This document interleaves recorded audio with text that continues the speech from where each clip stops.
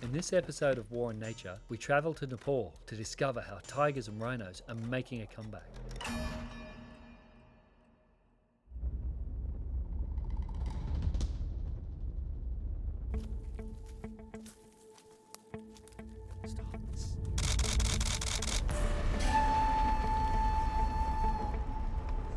My name is Paul Hilton. I'm a conservation photojournalist, and I've spent the last 20 years documenting wildlife crime across the globe.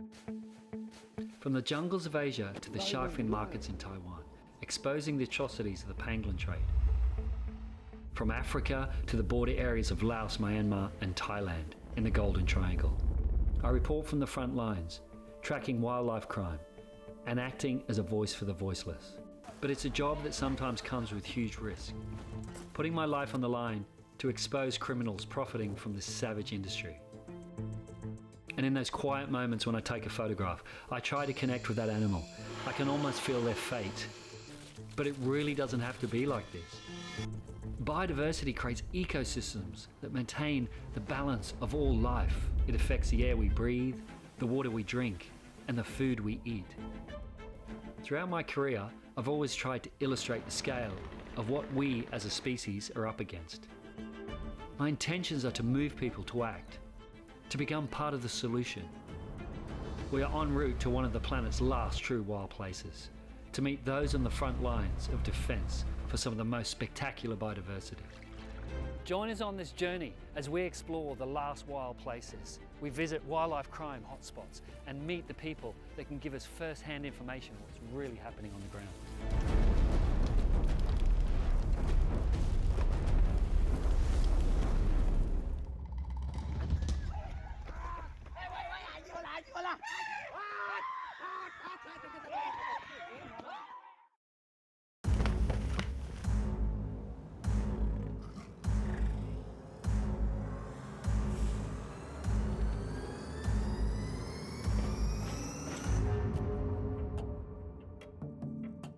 In the untamed wilderness of Nepal's Terai region, where golden grasslands meet shadowed forests, lie two extraordinary sanctuaries, Bardiya and Banke National Parks.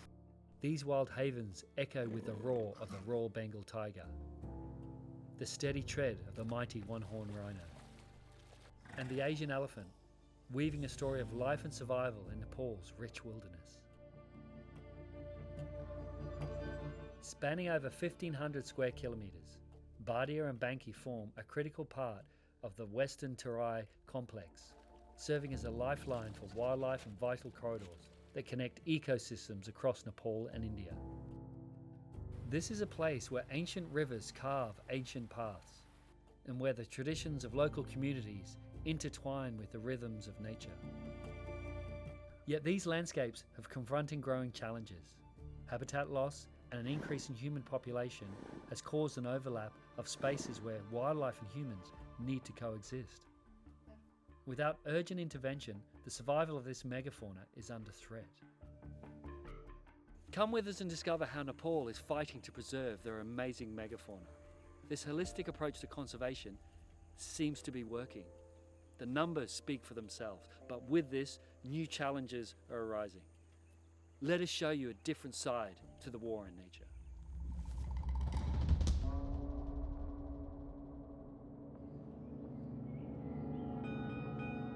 We landed in Kathmandu, the capital of Nepal, known to some as the Kingdom of the Gods.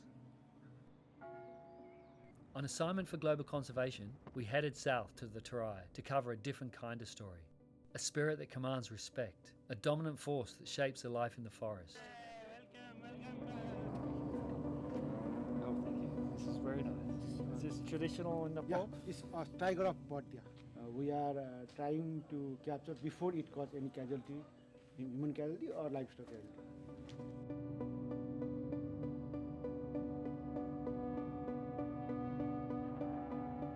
Bardiya National Park, Banke National Park, connected to the national park systems of India through forest corridor that creates a 300,000 acres of prime tiger land.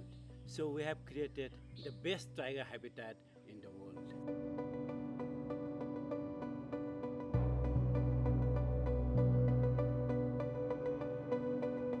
Heard about a mother and calf this morning, so we're just going to head down towards the river. The deer is barking there. Maybe around there. Tiger is around there. It's an alarm call. Deers are talking. Possible tiger in the area.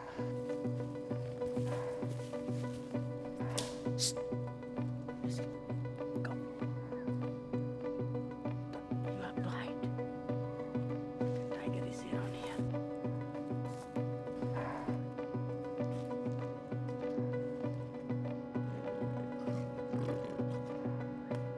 The numbers are increasing and the habitat size is not increasing. That means tigers, rhinoceros are also moving in the community as well.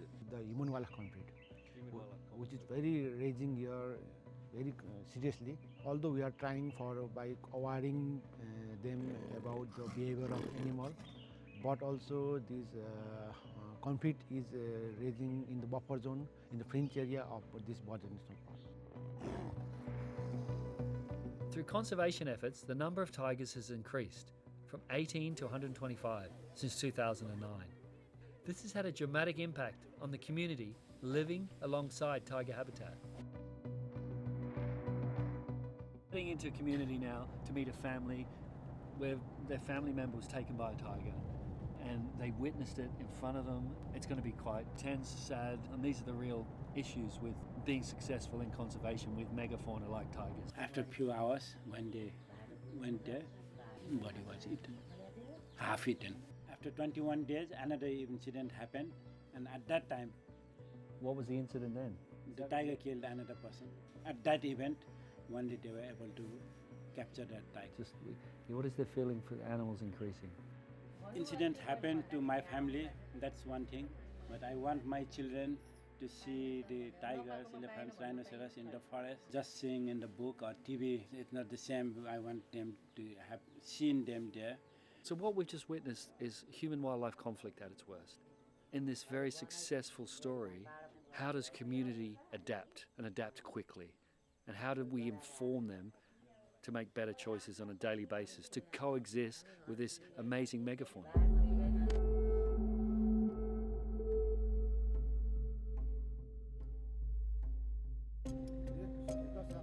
Humans aren't tigers' intended target unless they become injured or threatened.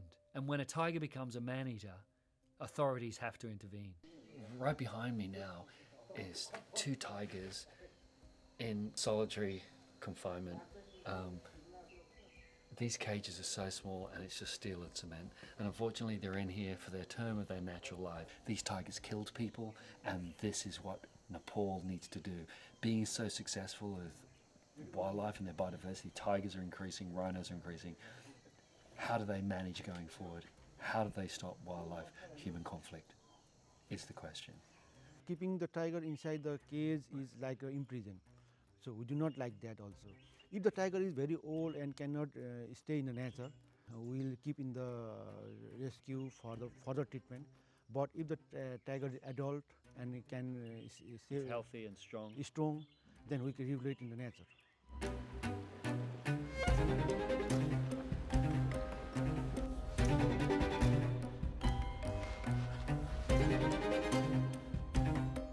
So we just come down this riverbed and come across these fresh pug marks and see how big they are. This tiger's just travelling down here and I don't know how close it could be, but we have to be very careful. But let's go and see if we can find this tiger.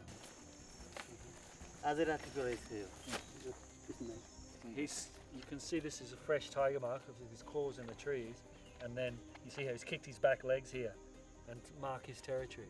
Nothing like fresh tiger scent. So I'm here with the rangers from the National Trust Nature Conservation, and they've got trail cams are about to set up, and this is one of the tools global conservation supports rangers in the field and conservation globally around the world. These cameras can bring back so much information that really helps field staff understand what's going on with the biodiversity in any given national park. With the proper conservation efforts, the number of tigers, elephants, rhinoceros are thriving here, and it's a paradise for the biodiversity. But this bull elephant has been around here for a few days. Recently, there's been a lot of elephant-human conflict, and this could be one of the bull elephants. He's solo.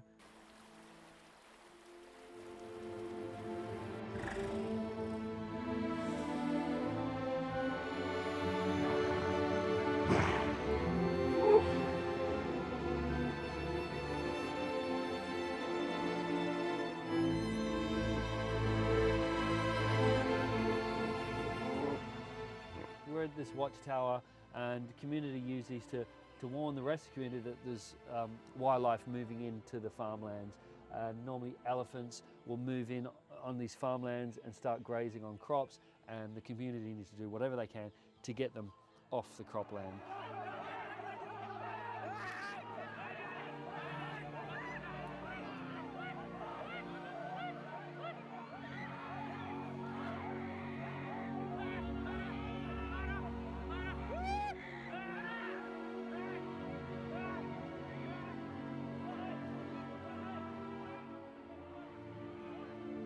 This time of year they're harvesting a lot of crops, and these houses are holding a lot of grain.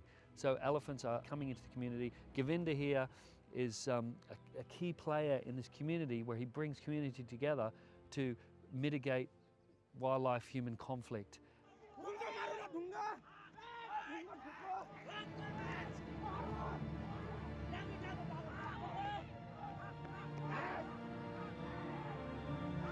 Oh yeah, the footprints here. And he came this way. About 2 weeks ago, this whole wall was damaged. The whole family was in this room when the elephant buffed down the wall. So the footprints, 1, 2, 3, 4, 5, and then the chunks obviously come up and gone in and smashed the roof here to get to the grain, get to the rice, get to the salt, get to the sugar. With fire, chasing towards the elephant, and then the elephant ran back that way, yeah?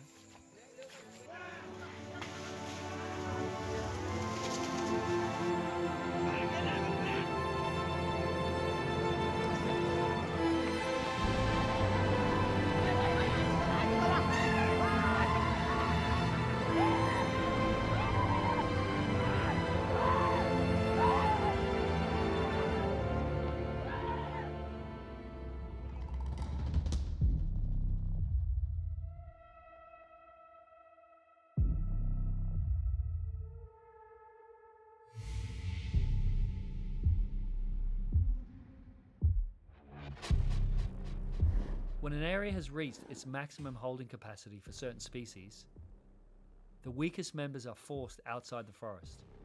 And in some cases, like these rhinos, they start roaming freely around the villages, creating human casualties along the way.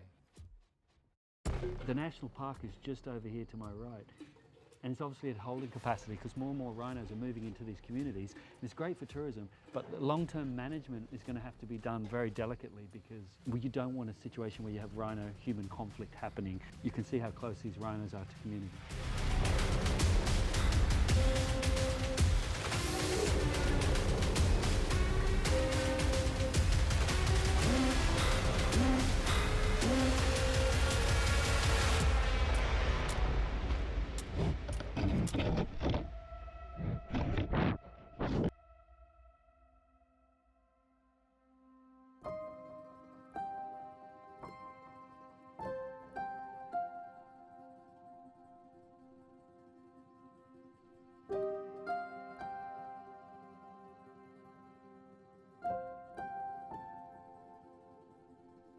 A key factor for Nepal's conservation success is a joint operation between Nepal Army, community rangers and researchers like Rahim from the Nepal Trust for Nature Conservation.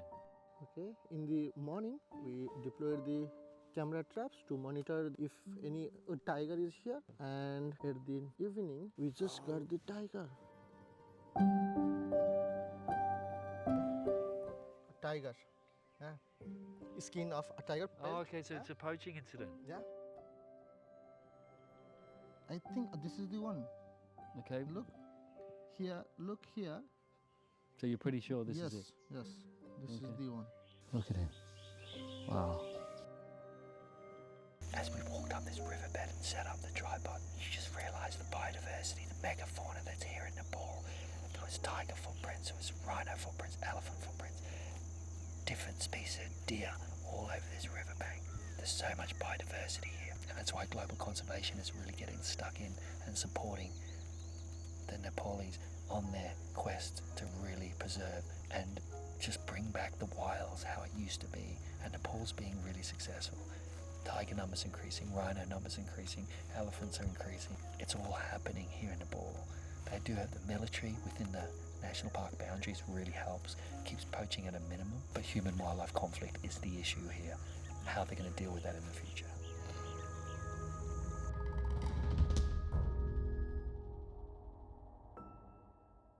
During our stay in Bardiya National Park, we witnessed for days how the NTNC monitored a conflict tiger locked in a small pocket of forest, surrounded by community. So we're in this small community right on the border, the buffer zone area of the Bardiya National Park. And in this forest block behind me is a conflict tiger. They call it a sugarcane tiger. It's come from India. It's actually collared. So the Indian government is sharing information with Nepal to try to understand the movements of this tiger. But it is so close to this community and it poses a huge threat. So everyone is on standby to see what this tiger does next. And according to the location provided from Indian side, it enters from this area. Just the tiger is roaming in this small forest, small patch of forest. It's going to be quite stressful few days for you to find out what the tiger does next. So if this tiger, say today, is really like here, really close, what is your procedure? What will happen? At first, we send the monitoring team with trail camera, and they will monitor the tiger and find the exact location of tiger. After that, we go move with our rescue team with elephant, and we will go there and find the exact location of tiger, and we rescue, we dart it, the tiger, and after tranquilization, we can bring to this rescue center.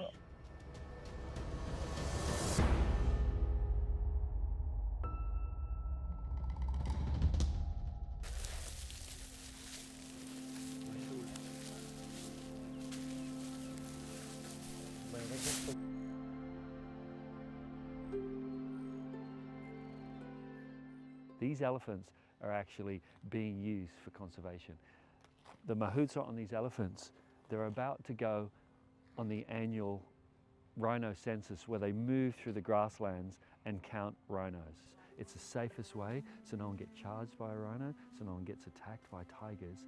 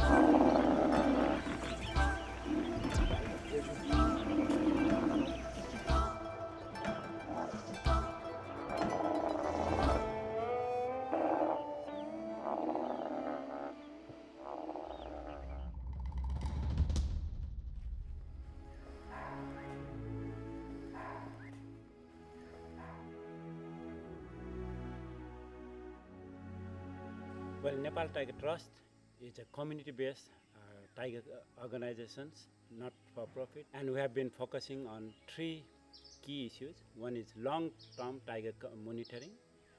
Second is anti-poaching work, and the third is awareness raising in the community levels. As the number of tigers are increasing, they are also moving in the non-protected forest as well, where they are become most vulnerable to the poaching. So the role of community-based anti-poaching youth groups are very vital to protect biodiversity from poaching in public forests.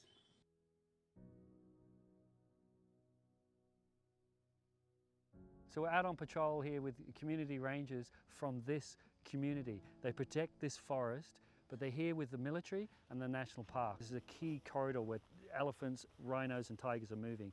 So their work, their commitment to conservation is really important here in Nepal.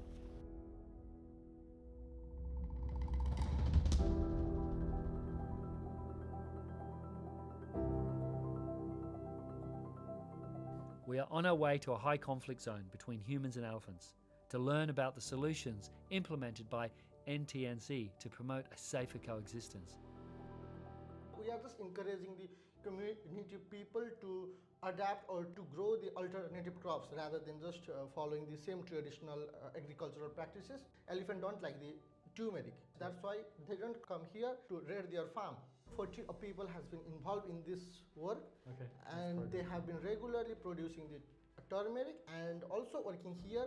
This is the sustainable business model because from this they are getting the good economic value, and also they are protecting their agricultural product, and by this thing they are doing the good in their economic thing.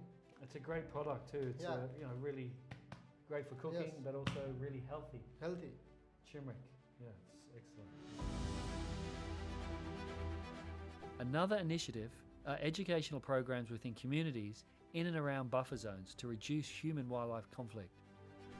Villagers have to go to forest to collect firewoods and fodders for the cattle. That's when these people get vulnerable. So we teach community, don't go to the forest alone, go in a group. Don't wear a bright clothes, wear simple neutral color clothing. Don't go in the dark time, go in the broad daylight time. It's a simple thing like that. It can really save the lives of the villagers. From what we have learned, that Nepal is very successful conservation and numbers are increasing. How are you going to manage conflict and coexisting with wildlife? This is your future challenge. My focus is, first and foremost, we need to constant or stop our animal inside our park. Don't let them go outside. So first and foremost thing is that. If animal go outside, then immediately we need to control them. The way the local youths working voluntarily for the conservation, that gives us the hope that these animals are going to thrive in this planet, in this area.